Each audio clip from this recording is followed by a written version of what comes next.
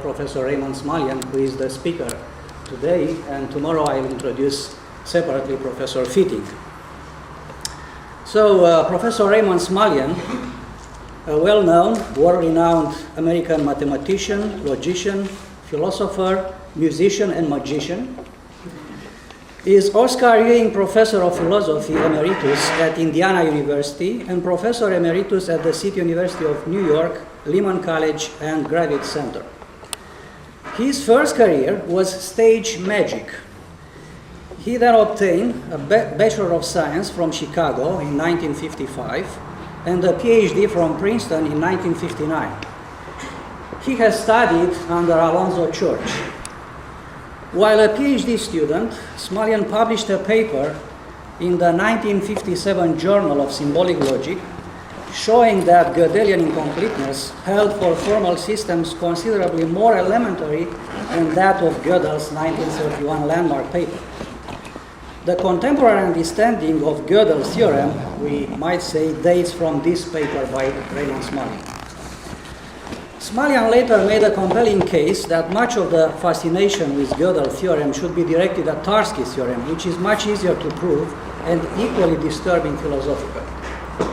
The culmination of Smullyan's lifelong reflection on the classic limitative theorems of mathematical logic is his paper, Gödel's Incompleteness Theorem, 2001, in a book edited by Lou Goebel, The Blackwell Guide to Philosophical Logic, Blackwell.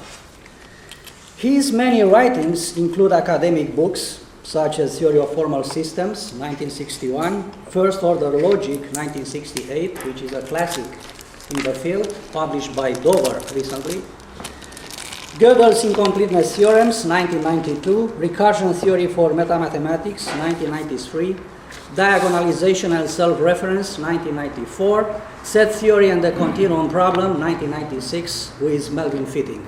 They co-authored that book. But I would say that it's fair to think that Professor Smullyan is worldwide famous outside the community of mathematical logicians due to his volumes of recreational logic and math problems, such as What is the Name of This Book, 1978, The Lady or the Tiger, 1982, Alice in Puzzle Land, 1982, To Mock a Mockingbird, 1985, Forever Undecided, A Puzzle Guide to Gödel, 1987, Saturn, Cantor and Infinity, 1992, The Riddle of Scheherazade, 1997, and of course, last but not least, This Book Needs No Title. I can think of no better way of ending my short presentation than Willard Quine's words about Smullyan in a book review written by Quine and published by New York Times Book Review. And I quote from Quine: Raymond Smullyan is a gifted magician. Even when crowded about by his friends and watched from every angle, he has invariably baffled us all. He is also an accomplished logician. A sudden deft turn and surprising conclusion in his logical writings sometimes remind us of his legerdemain, which is actually the title of his talk today. So just to quote a good friend and colleague of Professor Smullyan, Martin Gardner, dear friends, I now introduce to you Professor Smullyan, the most entertaining logician and set theorist who ever lived. Professor Smullyan, you have the floor.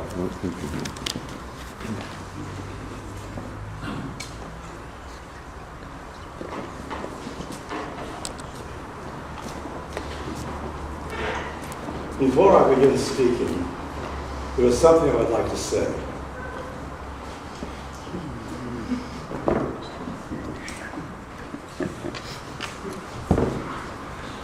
Did you get the paradox? Thank you for the introduction.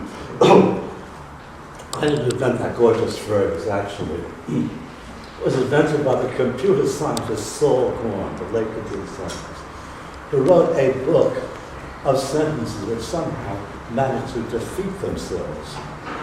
He called it Saul Korn's Compendium of Rarely Used Cliches. It has such nice titles, items as half the lies they tell about me are true. Another one. These days, every Tom, Dick, and Harry is named John. Another one is, I am not leaving this party till I get home. Another one, I am a firm believer in optimism, because without optimism, what is there? Also, this book review, which says, this book fills a long-needed gap. My favorite one, though, also, many of you know, if Beethoven were alive today, he would turn over in his grave. My favorite one is his definition of a formalist. A formalist is one who cannot understand a theory unless it is meaningless. Also, the definition of a monist. A monist is one who believes that anything less than everything is nothing. Now, I'd like to introduce myself by means of what might be called a meta-introduction. By a meta-introduction, I mean I will tell you of 3 introductions I have received in the past, which are rather amusing. One of them was by Melvin Finney. Some of you already know about it, but let me tell you the background. In one of my books, I sort of doubled up on Gödel and constructed a mathematical system in which there were 2 sentences. It can be shown that one of the 2 sentences is true, but not provable in the system, but there's no way of knowing which one it is. Another one, in one of my puzzle books, I took 2 characters from Lewis Carroll, Tweedledee and Tweedledum. I gave a proof that either Tweedledee exists or Tweedledum exists, but there's no way of telling me which. And that led Melvin Finney was to introduce me at a math lecture by saying, I now introduce Professor Smullyan, who will prove to you that either he doesn't exist or you don't exist, but you won't know which. Now, the second introduction I had was this. Somebody once, in the course of introducing me, said that Raymond Smullyan is unique. I was in a very mischievous mood at the time. I couldn't resist interrupting him and saying, I'm sorry to interrupt you, sir, but I happen to be the only one in the entire universe that was not unique. The third introduction was my favorite one of all. It doesn't apply to me personally. It can be used for anybody. It was by the philosopher Newell Belknap, Jr., who introduced as follows. He said, I promised myself 3 things in this introduction. 1, to be brief. 2, not to be facetious. And 3, not to refer to this introduction. It's a nice self-referential thing. Another nice self-referential joke I like the following. This should be important to you. There are 2 main rules for success. Here are the 2 rules for success. Rule number 1, never tell all you know.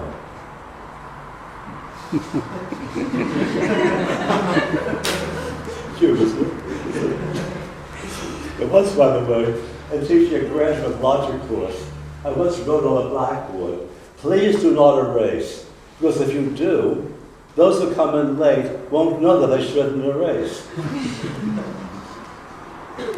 Let me tell you how I was once brilliantly outwitted by a child aged between 9 and 10. I was lecturing at a university, and to give the audience something to think about, I came in early, and I wrote on the blackboard, you have no good reason to believe this sentence. And you see the paradox. I mean, if you have a good reason to believe it, it means it's true, which means there's no reason to believe it. On the other hand, if you have no good reason to believe it, then what it says is true. It's a very good reason to believe it. Well, I did this half an hour before the audience came. Half an hour later, I entered the hall. It was full. I walked down the stairs, and I saw in the front row a very bright-looking kid, aged between 9 and 10. I couldn't resist pointing to this sentence and saying, "Do you believe this sentence?" He said, "Yes." I asked, "What is your reason?" He said, "I don't have any." I said, "Then why do you believe it?" He said, "Intuition." He escaped the paradox perfectly. I also explored the following combination of a paradox and an insult. You write on the blackboard, only an idiot would believe this sentence. Now imagine two people watching this sentence, A and B. No, the first one says, "Do you believe that sentence?" The second one says, "Of course not. Only an idiot would believe that sentence." Now, the second one is not being logically inconsistent, but it is being what we call psychologically peculiar. Because by saying only an idiot would believe that sentence, he's agreeing with the sentence and clearly believes it. Yet he said before that he didn't believe it. So he's in the curious position of believing something and also believing that he doesn't believe it. That's not a logical inconsistency, but certainly qualifies what I would call a logical peculiarity. All right. Now, I want to test some of you to see if you know how to do propositional logic.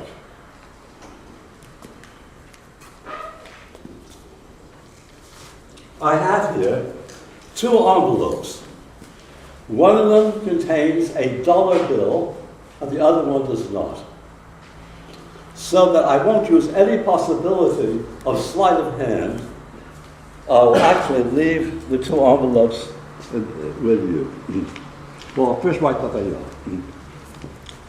To help you decide which bill, which envelope contains the bill, I wrote sentences on the two envelopes to guide you. And if you could do propositional logic, you can find out where the bill is. Here are the two sentences. One.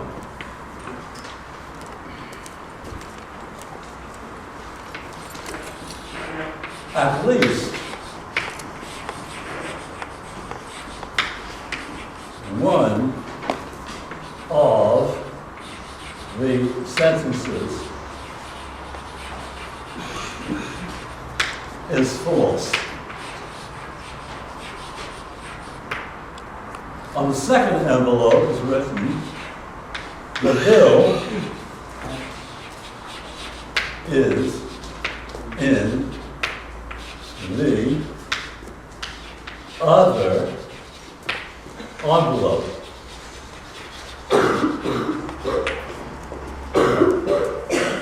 Now from these, what?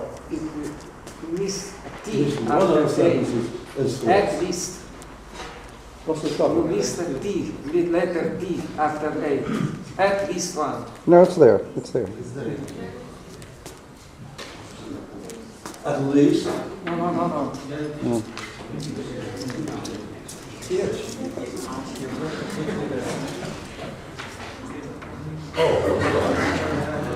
Thank you. All right, so I can't change the bill. I will leave the two envelopes with you. Okay? So I can't do any magic. Now, if you can deduce from these sentences where the bill is, I give you the bill. But I charge a fee for the privilege of doing this. I charge 25 cents. That's $0.25. Now, is anyone willing to pay me 25 cents for the privilege of determining where the bill is? Anybody thinks he can figure it out? Let me know.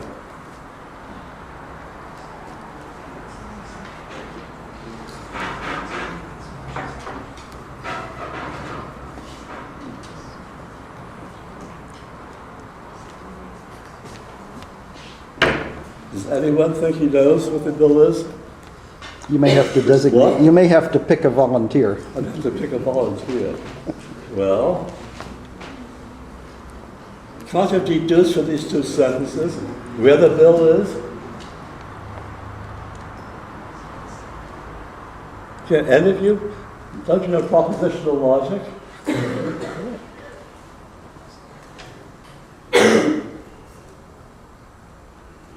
This is amazing.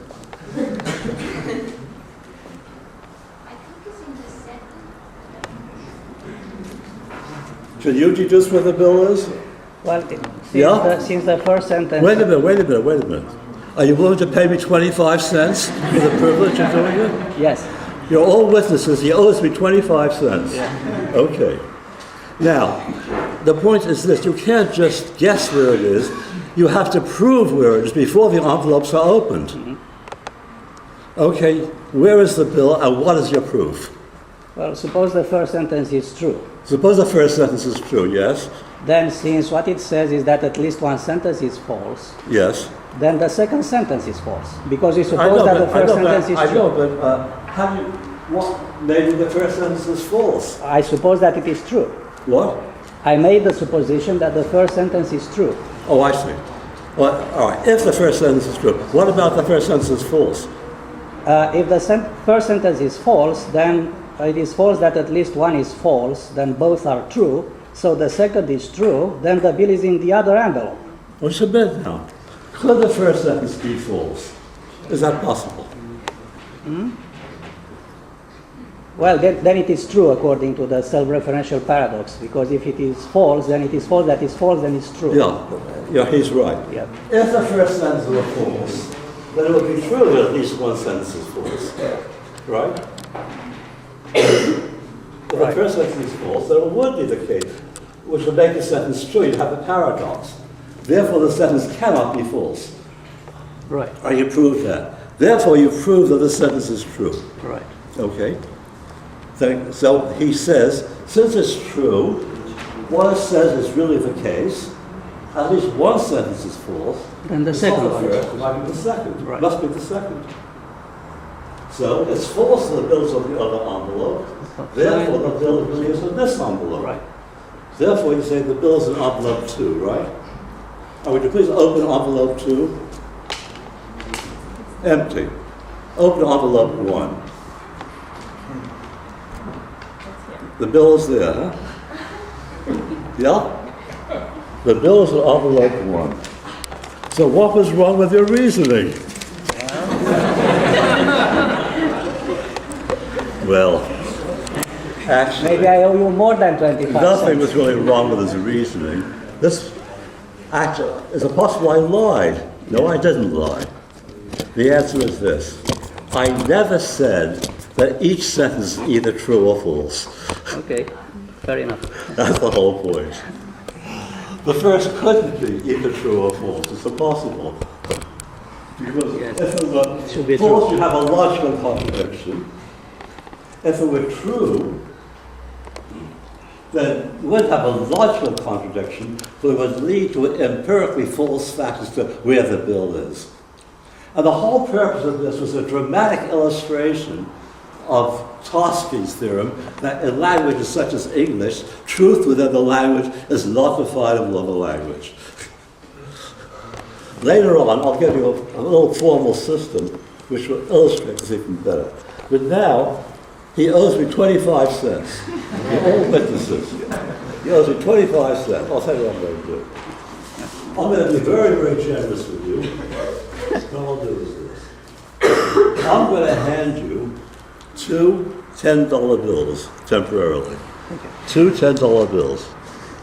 Now, I'll give you back your 25 cents with the following. I'm to make a statement.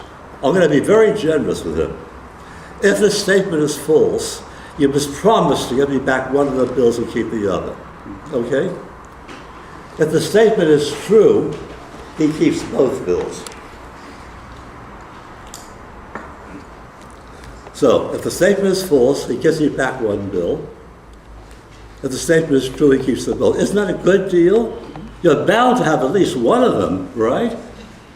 My statement is the following.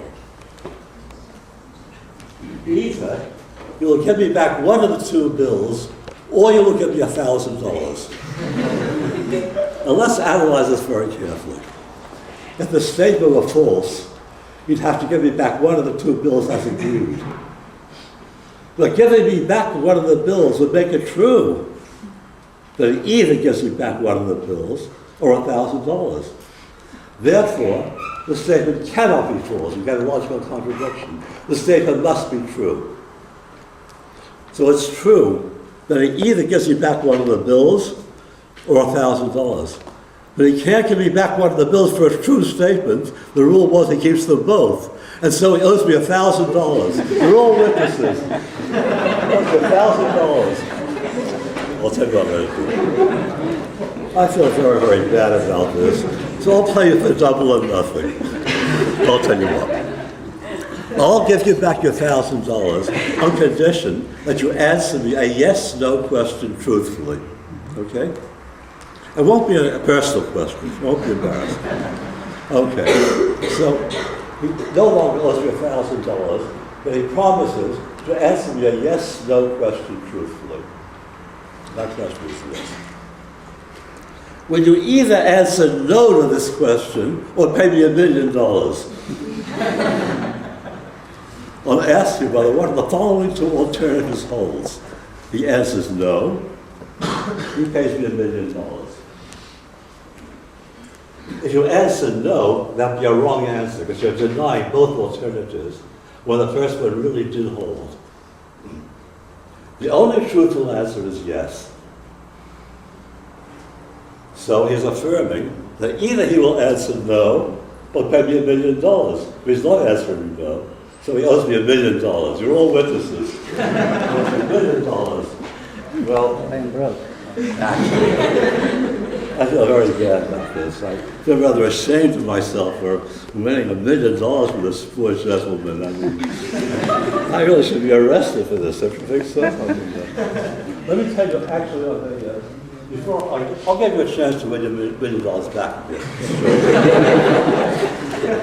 Let me tell you of a related incident, which is a sort of a dual version of this. Many years ago, when I was a graduate student in Princeton, I would frequently visit New York City. On one of my visits there, I met a very charming lady musician. On my first date with her, I said to her, "Will you please do me a favor? I want to make a statement. If the statement is true, would you give me your autograph?" I said, "I don't see why not." So if the statement is false, you don't give me your autograph. Okay. And so a true statement gets an autograph, a false statement does not. The statement I made was, "You'll give me neither your autograph nor a kiss." Let's analyze this carefully. If the statement were true, you'd have to give me your autograph as agreed. And that would falsify that you'll give me neither an autograph nor a kiss. Therefore, the statement must be false. Since it's false that she'll give me neither, she has to give me either. But she can't give me an autograph for a false statement, so she owed me a kiss. Well, what happened next is even more interesting. Instead of collecting the kiss, I suggested we play for double or nothing. She being in sport agreed. So with another fish, she soon owed me 2 kisses, then she owed me 4, then 8. So you can think that doubling and escalating, doubling and that, before I knew it, I was married. Anyhow, I've been married for 48 years. The real story with Blanche? Huh? The real story with Blanche? Really? She passed away 2.5 years ago. Now I want to give you a chance to win back your $1 million. All right, before this time, who is this? I'm going to ask you a yes/no question. This time you don't even have to answer truthfully. You can lie or tell the truth. Your statement can be either true or false. There's no way I can possibly take advantage of you now, right? Well, there is a way. There's a question I could ask him in such a way that unless he pays me $1 billion instead of $1 million, what answer he gives me will be neither true nor false, but paradoxical. I never said he can answer paradoxically. I said he can either answer truthfully or falsely. Oh, such a question would be, is yes the correct answer to this question if and only if you pay me $1 billion?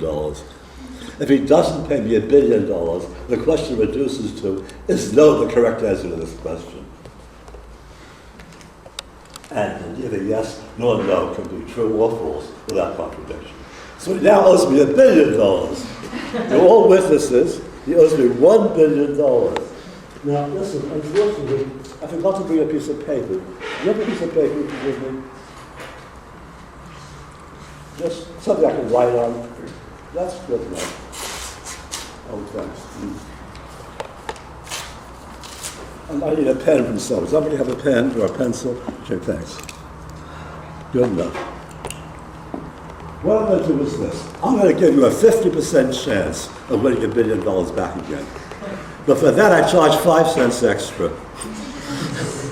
Are you willing to pay me 5 cents for a 50% chance of winning back $1 billion? Okay. Well, here it is. Since I don't have the money. I'm going to write down the name of a certain event which will or will not take place in the next 15 minutes.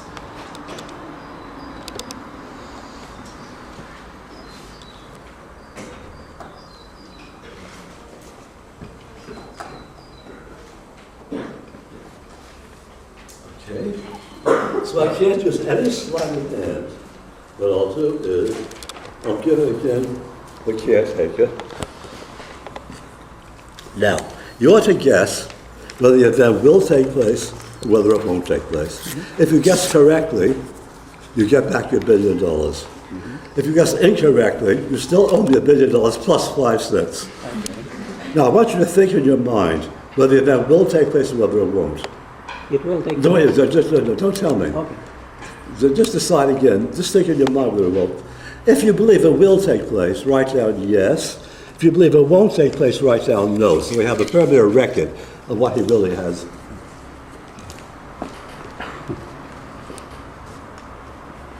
Okay. Have you written your answer? Yes. Then you've lost.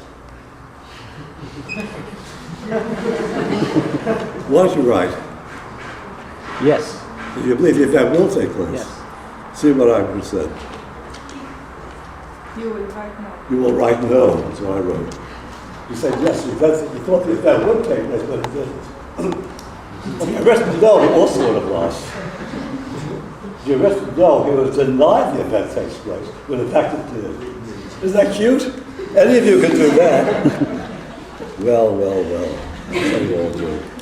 I think I'll give you back. How much do I owe you now? What? How much do I owe you now? $1 billion plus a nickel. Okay. Now, if anybody can convince me that that person is psychic, I'll give him back his $1 billion. Anybody want to bail him out? Try to help me. How about you? Will you bail him out? Well, come up.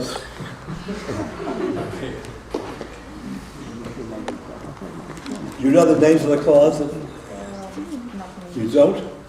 Oh, you don't know the names of the cards? I don't think so. Do you know it in Romanian? Oh, yeah. Yeah? Oh, will you face the audience, please?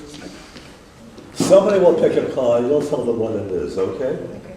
Okay, okay, you just pick any card, just say when, When? or take a look, don't let her see it, hold it against your chest, think about it, ask her what card you're thinking of, ask her. What card do you think I have? Don't. 3? Can I answer? Yes? Yes. It is? How'd you know that? That's unbelievable. That's fantastic. How did you know that? That's really remarkable. I'll tell you why it's so fun. They're not all the same. No, wait. There's a two here. The thing is this. Be You aware, don't you can two read our cards are the same. minds. They're all different. You can see that. Somebody will pick a card and you'll tell them what it is. X-ray vision, okay? All right, let's see now. All right, this time, will you stop your own card? Just say when. Now, all right, don't look at it. Let me have your hand outstretched. Put your other hand on top of it. Now you can't read through there, can you? Hold it under her eyes. See if you can see what it is. Hold it under her eyes.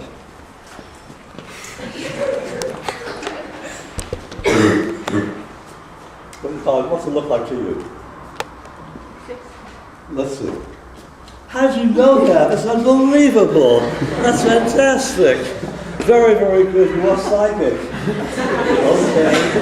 So therefore, I give him back his $1 billion.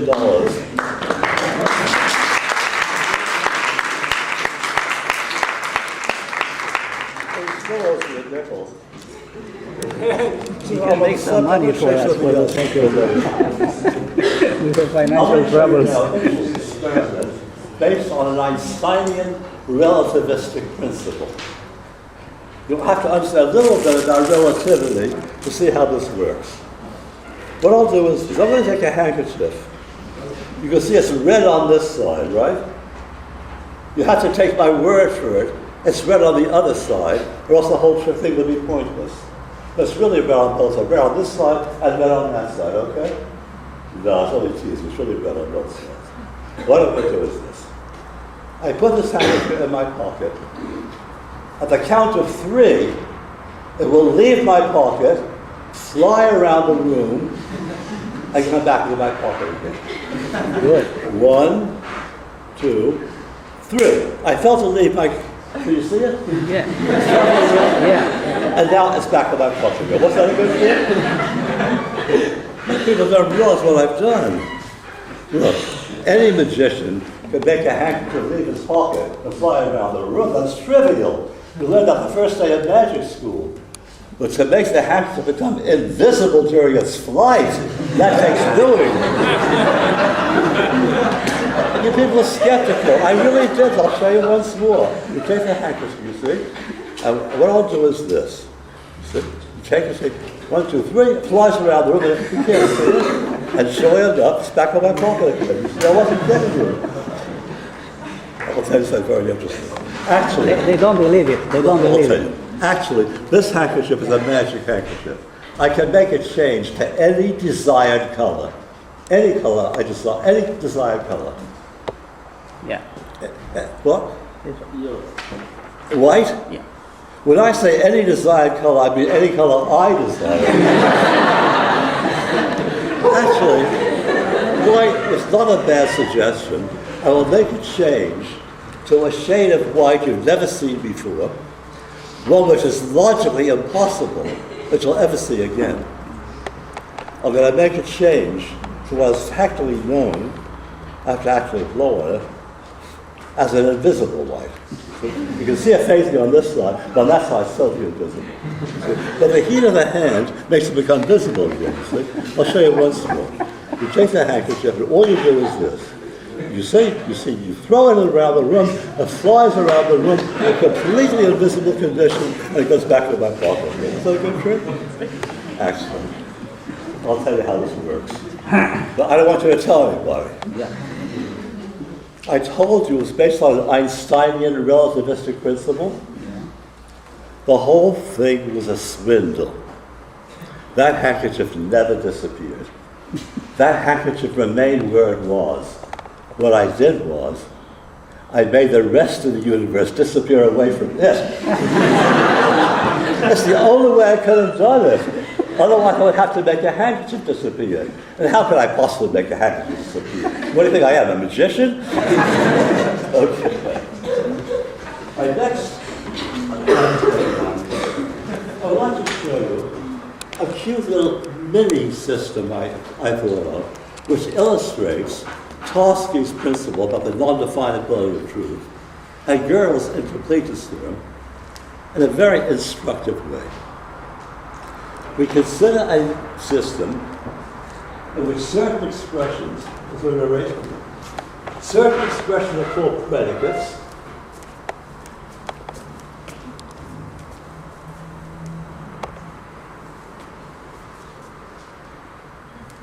by the sentence, I mean any expression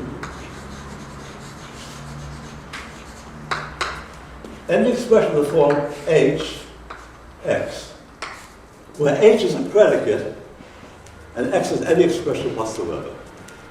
That's what I mean by a sentence. Now, each predicate is the name of a set of expressions. And the expression hx expresses a proposition. X belongs to the set named by h. And more precisely, I define hx to be true if and only if x really does belong to the set named by h.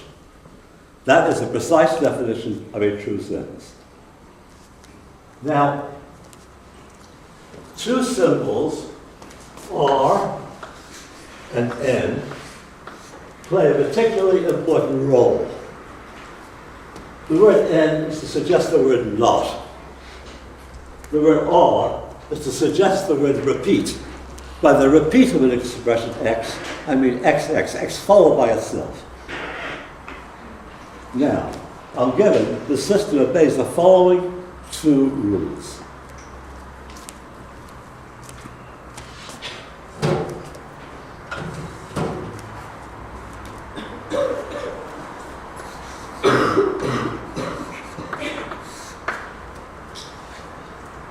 H, R, H, X, true, if and only if H, X, X, true.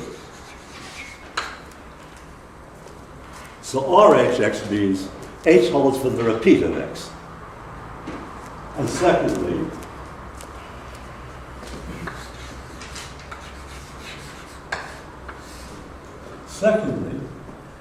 N, H, X, true, if and only if H, X not true.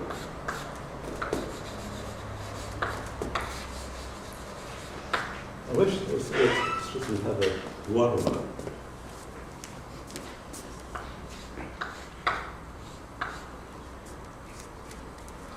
Now we call a set nameable to be some predicate names it. Well, from just these two conditions follows, I think, a rather surprising result. Namely, the set of true sentences is not nameable. From just these two conditions, you get an abstract form of Tarski's theorem. The set is no predicate which names the set of true sentences. Does that seem surprising? Well, before I do that, I want to prove the preliminary lemma, something important and interesting in its own right. Namely, I'll call it theorem F.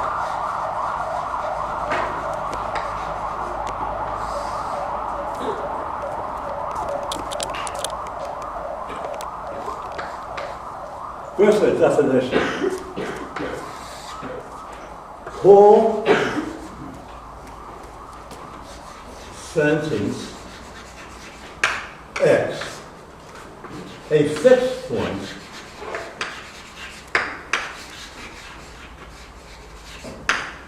of predicate H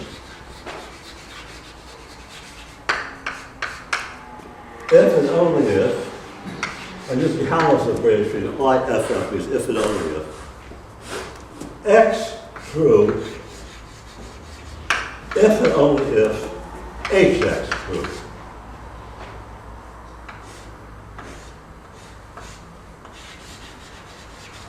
Then X is called a fixed point of H. You can think of X as a sentence that asserts its own membership in the set named by H. The sentence X, we don't say, I am a member of the set named by H. Well, theorem F is every predicate has a fixed point.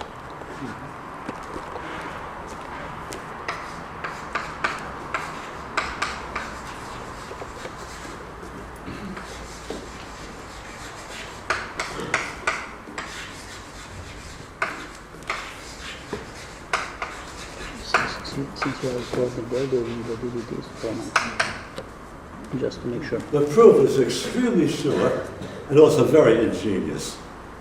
Proof.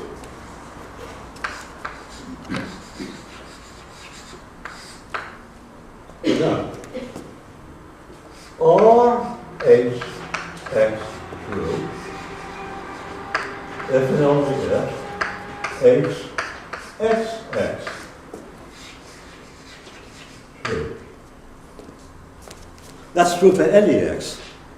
So in particular, it's true if you take for X, RH.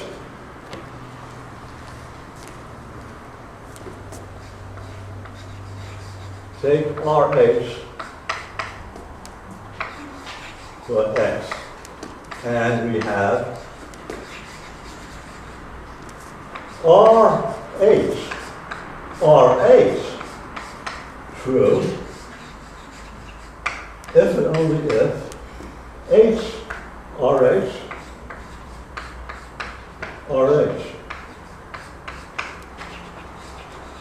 true. There's a fixed point.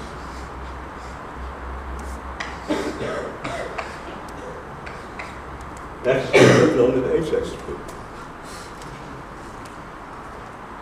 That's a diagonal one. Isn't that cute?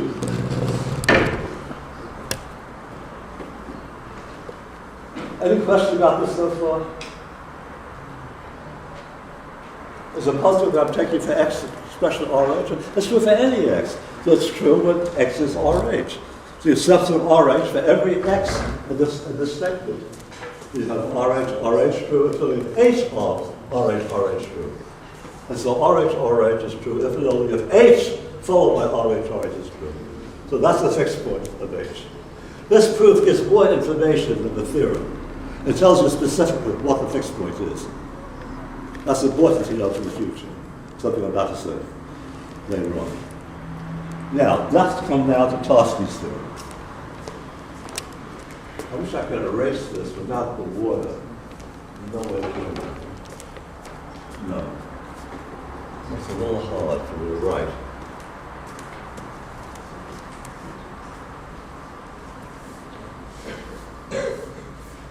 I need a darn it.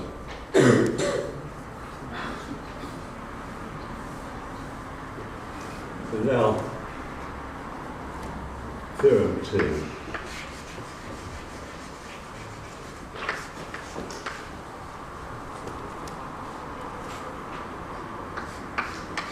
The set of true sentences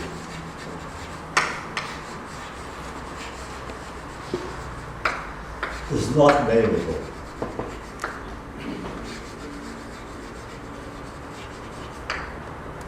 In the system. Now, by the way, to say that one to find a truth predicate, H is a truth predicate if for every sense X is true, if and only if HX is true. In other words, it didn't only if H names the set of all true sentences, the same thing. What it really means is H is a truth predicate means that every sentence X is a fixed point of H. So to show that H is not a truth predicate, all you have to do is find one sentence X which is not a fixed point of H. Such a sentence I would call a witness that H is not a truth predicate. So, I have to show there's a witness. The answer is, any fixed point of NH is such a witness.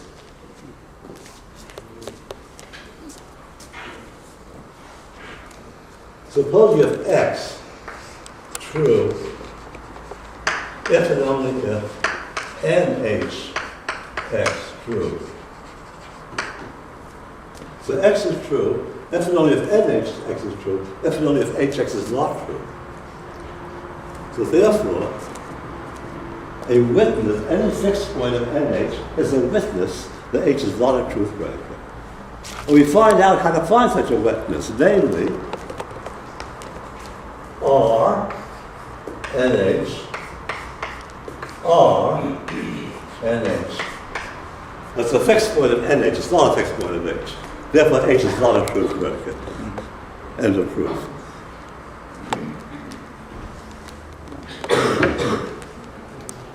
Next, we have a certain logician who's interested in these sentences. and he devises a proof system to prove various ones of these sentences. His proof procedure is correct in the sense that he proves only true sentences. No false sentences are provable in the system. Now, an interesting thing about his system is that the set of provable sentences is nameable. Its name is the symbol P.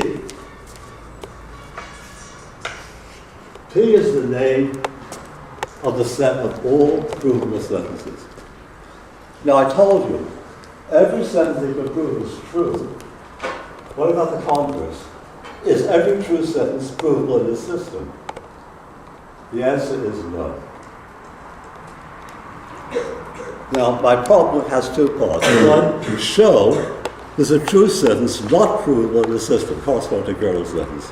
And two, using the symbols P, N, and R, write down such a sentence. Well, the first part is easy.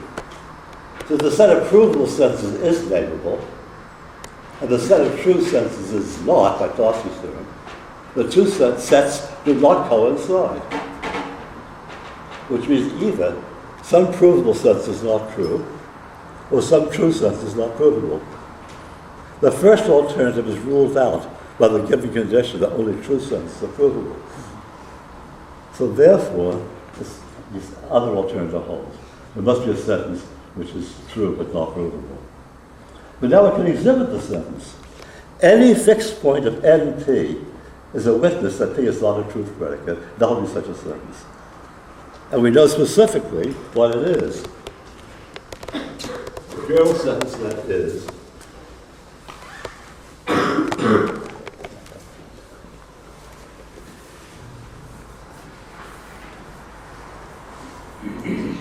R, N, P, R, N, P. That sentence is true, but not provable by the logician. See how do you actually read it? It says not provable, the repeat of RNP is what it says. Not provable, the repeat of RNP. The repeat of RNP is the whole sentence. That sentence really says, I'm not provable.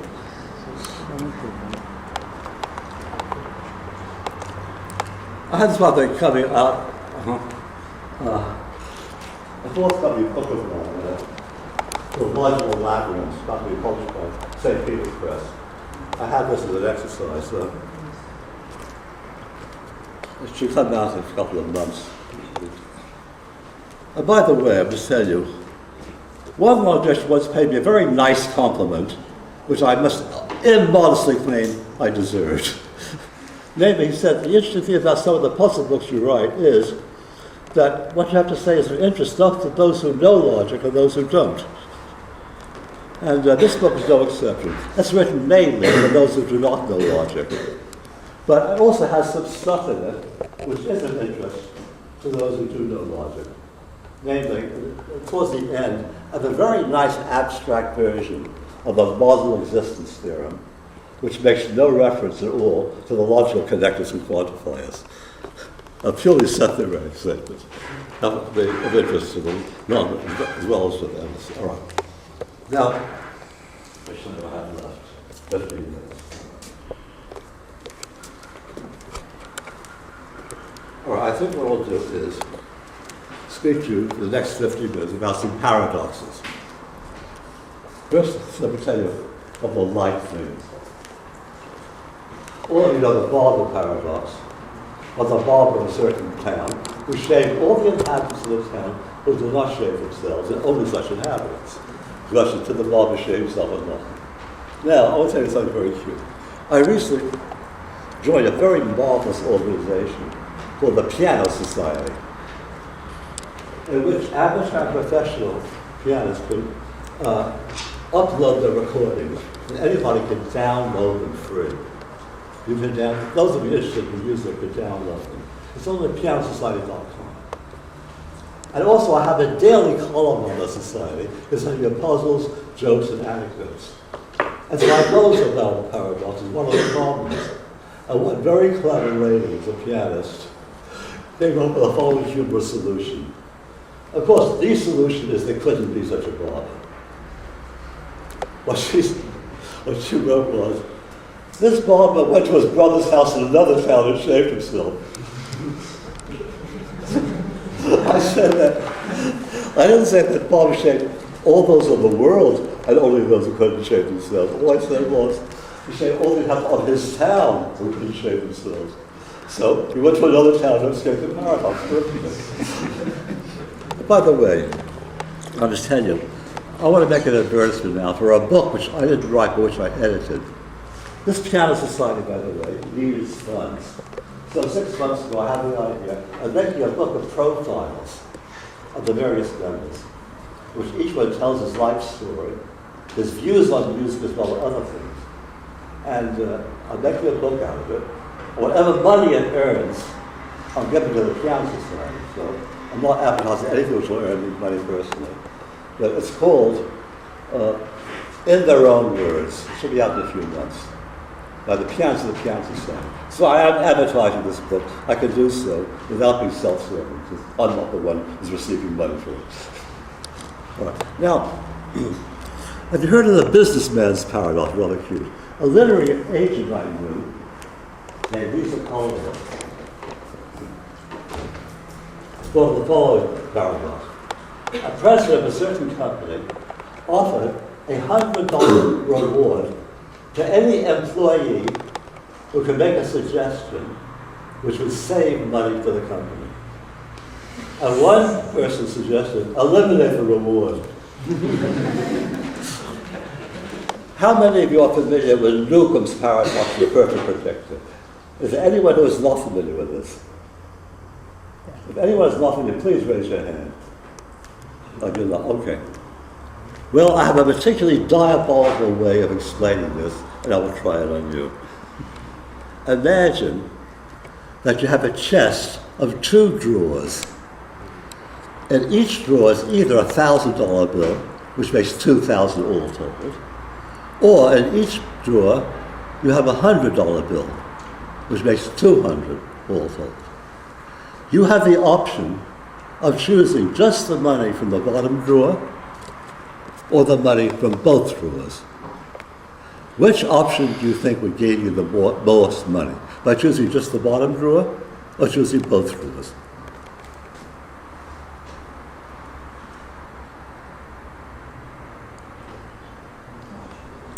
I don't think I... But we repeat the conditions?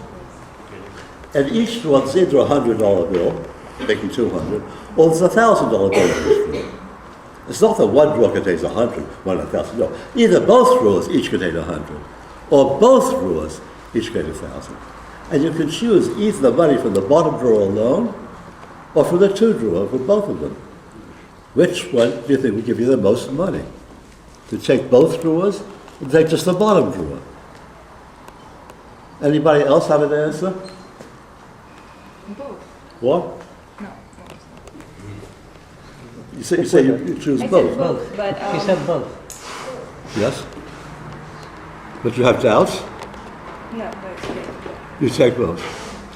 Is there any further information I can tell you which would make you change your mind, do you think? Well, there is, I believe. What I forgot to tell you is this. There's a certain omniscient being, either a god or a fantastic computer, who knows the future, who knows in advance how you're going to choose. And this omniscient being has control of how much money goes into the drawers. If he predicts that you'll choose both drawers, he'll put only a $100 bill in each drawer. If he predicts that you'll choose just the bottom drawer, he'll put a $1,000 bill in each drawer. Would that change your mind? Sure. Well, there are 2 schools of thought on this. One school says, of course you should choose the bottom drawer. You've got $1,000, where if you choose both, you'll only get 200. The second school says, this is nonsense. The money is already there. There's twice as much money in both drawers as there is in the bottom drawer. So you should choose both rulers. Now, I was solved this problem originally by Martin Gardner. He was at my house, and I said, of course I choose just the bottom drawer, $1,000 versus $200. So don't be too hasty, Raymond. Look, just imagine that the backs of the drawers are made of glass, and friends of yours were standing behind the drawers. They could see how much money is in each drawer, and they're all on your side. They want you to earn as much money as possible. Wouldn't they hope that you'll choose both drawers? I didn't know what to answer at the time, but later I realized what the answer is. The answer is this. If my friends behind me knew about the predictor believing, they would know what I would choose in advance. By the way, Martin Gardner actually wrote an article in which he claimed that this Newcomb paradox proves that it's logically impossible there can be such a thing as a perfect predictor. With all due respect to Martin Gardner, I totally disagree with him on this point. I believe it is possible. Moreover, I have another formulation of the paradox in which the predictor doesn't even appear. So this is my version of the paradox without a predictor. See, I wish I could write on wood. Consider the following proposition. Is there anything that we got? Consider the following proposition. Proposition. Either you will choose both drawers, and there'll be a $100 bill in each, or you will choose just the bottom drawer, and there'll be a $1,000 bill in each. Nothing is mentioned about a predictor. The whole function of the predictor is to add plausibility to that proposition, to make the proposition plausible. Now, if Martin Gardner is right, this proposition should be inconsistent. So is the proposition consistent or not? I'll prove to you the following two things. One, I'll prove the proposition is inconsistent, and two, I'll prove the proposition is constant. Therefore, we get more money by choosing the bottom. On the other hand, there's twice as much money in both rules as there is the bottom rule. So we get more money by choosing both rules than the bottom rule. That's an inconsistency. Now I'll prove the proposition is consistent. To prove it's consistent, all I have to do is show there could be a situation in which the proposition is true. The possible, well, it's perfectly possible you'll choose both rulers, and there'll be over a $100 bill in each. Also, it's possible to choose the bottom, there'll be 1,000 each. Therefore, the proposition is consistent. That's my version of the paradox. Nothing mentioned about a predictor. I have time for one other. My version of the envelope paradox. It's a beautiful paradox. On the desk are two envelopes. You're told one of the envelopes contains twice as much money as the other one. You pick one of the envelopes and hold it in your hand. And you are given the option of either taking the money from that envelope or trading it for the money in the other envelope. Now, I'll prove to you the absurd proposition that you're better off trading. It's ridiculous because the same could be held to the other one. Here's the proof that you're better off trading. Suppose the envelope you're holding has a $100 bill in it. Well, with equal probability, the other one either has 50 or 200. So, if you win, you'll win $100. If you lose, you'll lose only $50. So therefore, you're better off trading. Now, the answer given by probable theorists is there's no such thing as a probability measure on the infinite set of integers. However, I thought the following version of the paradox, for which probability doesn't even appear. I don't believe what they said comes to the heart of the matter. The heart of the matter is this. Here's my version. You have the envelope in your hand. You've decided you're going to trade. Now I'm going to prove to you the following two logically incompatible propositions. Proposition 1. You have more to gain if you do gain than you have to lose if you do lose. Proposition 2. The amounts are the same. In fact, to make it more abstract, forget the on plus altogether.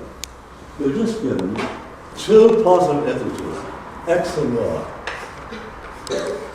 Two positive integers, x and y. You're given that one of them is twice as much as the other. I will prove to you the following two logically incompatible propositions. Proposition 1. The excess of x over y, if x is greater than y, is greater than the excess of y over x if y is greater than x. That's proposition 1. The excess of x over y, if x is greater than y, is greater than the excess of y over x if y is greater than x. Proposition 2. The two excesses are the same. Here's the proof of proposition 1. If x is greater than y, then the excess of x over y is simply y, because x is twice y. If x is greater than y, x is twice y. So the excess of x over y is x minus y, which is y. So y minus y. So if x is greater than y, the excess of x over y is y. On the other hand, if y is greater than x, so the excess of y over x is 1/2 y. Y minus 1/2 y. And of course y is greater than 1/2 y. That proves proposition 1. Here's the proof of proposition 2, that the x's are the same. Let d be the difference between the two. Well, x is greater than y, the x of y is d. If y is greater than x, the x of y of x is d. That's the paradox. But let me give you the following homework problem, which I forgot to tell you about. And the situation before was this proof of the sentence. R and P, R and P. It's possible in this system to construct two sentences, x and y, such that one of the two is true but not provable in the system, but there's no way of knowing which. I'll leave that as a homework problem for you. I'll get to it then. X and y are such that x asserts that y is provable. Y asserts that x is not provable. X is true if and only if y is provable. Y is true if and only if x is not provable. From those two, we can get the fact that one of the two is to be true but not provable. There's no way of knowing which for the rules of the system. So I think with that, I will thank you all for your attention. Thank you. Is it appropriate for him to ask questions? Is it appropriate for him to ask questions? Let's thank Professor Smullyan for this delightful and entertaining lesson of logic. And if you have questions or comments, please ask him now.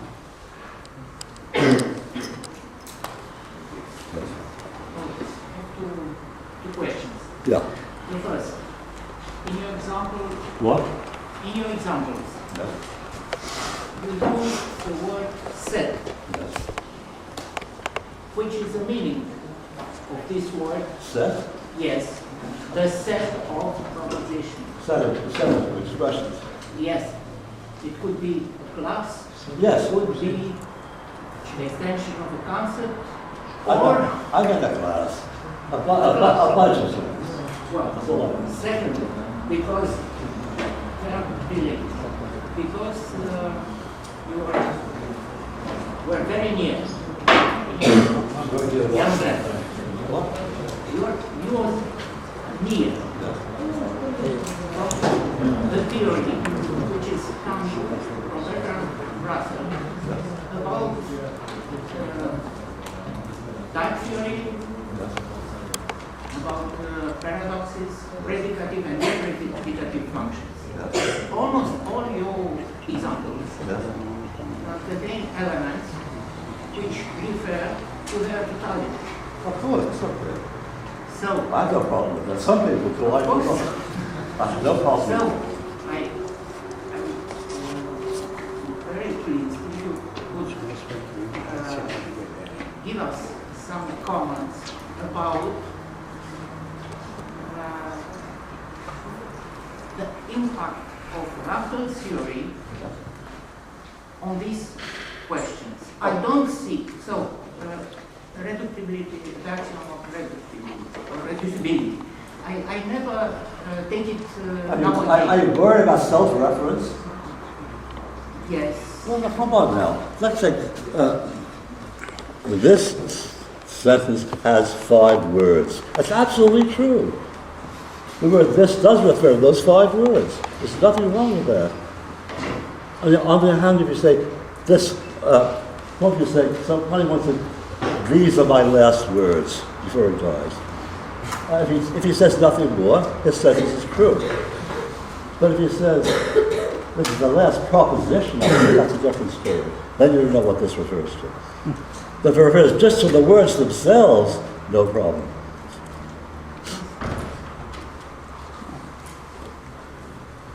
Okay? So you got most of it. You got all of it, did you? I hope. Oh, good. Are there other questions? If not, then let's thank again and let's give a big round of applause.